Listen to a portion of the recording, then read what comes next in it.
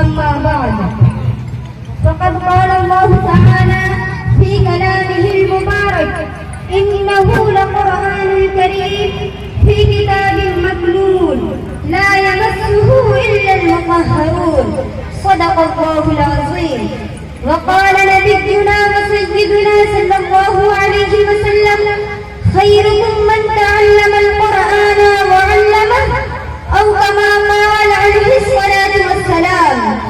رئيسة الحفلة المبجلة وزملاء الكرام والمستمعون، قد تلوت أمامكم آية من القرآن الكريم الآن كما سمعتم، وهكذا قرأت الحديث النبي المكرم صلى الله عليه وسلم الذي يظهر خصائص القرآن العظيمة ومرتبة من يشتغل بالقرآن تعلما وتعليما.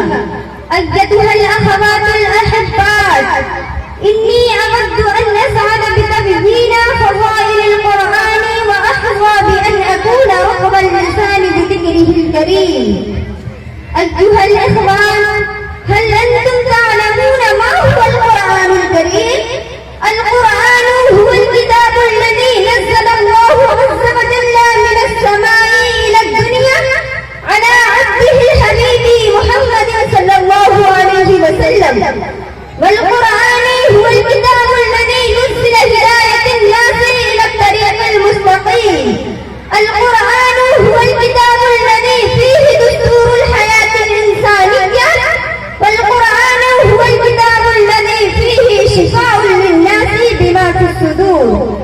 أيها الإخوة، فعلينا أن نعمل بما جاء في القرآن بعد أن تقبلنا دستور حياتنا، وأن نأخذ أحكامه بالنماذج، ونحث إخواننا المسلمين على أن يعيشوا بمنهاجه ويسلكوا في سلك هدايته في كل مكان وزمان. لا يكونن الذين لا يؤمنون في الله إن رسولنا صلى الله عليه وسلم يدعونا بهذا المسر إلى القيام بحفظ القرآن، ويرغبون فيه إذ هو روح حياتنا ونور هدايتنا المستمعون.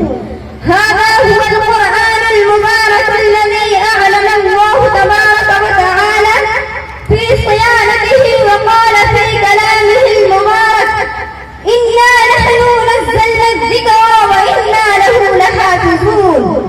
هذا يبعد عنهم كل البعد، لأنهم لم يستطيعوا ولم يستطيع أن يأتوا بمثل سورة من سور القرآن. والقرآن تحداهم جميعا: قل لئن اجتمعت الإنس والجن على أن يأتي بمثل هذا القرآن لا يأتون بمثله ولو كان بعضهم لبعض ظهيرا. وقال في موضع آخر: فأتوا بسورة من مثله وادعوا شهداءكم من دون الله إن كنتم صادقين. إن الكفار بطلوا جهودهم الجبارة، واختتموا مواهبهم البالغة في هذا الصدد، ولكن أخفقت مساريهم المكثفة ورسموا في هذا العمل الشنيع. إخواني، إلى أين نذهب؟ وكم مدة لهم نتغافل عن القرآن؟ متى نلتفت إلى الله وإلى تعالوا إلى كلمة التوحيد فتنظاما ونتوحد ونكون محببين لدى الله. وبذا أختتم كلامي، والسلام عليكم ورحمة الله. السلام عليكم. وعليكم السلام.